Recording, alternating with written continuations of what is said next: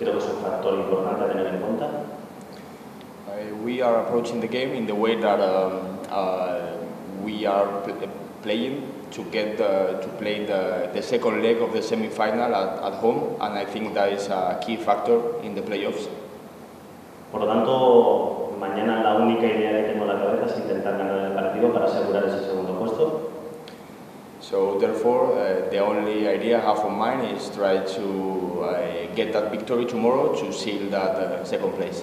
And without any question, I think that they're the favourites to win this championship this year. Moreover, the team will have the lowest points tally, and that would be a dubious record for Chennaiyin FC. So does that also give your boys more motivation for tomorrow's game? Yeah, I mean, no one likes to have that kind of a reference put against their team. So obviously I'll be pleased if we can manage to win tomorrow night.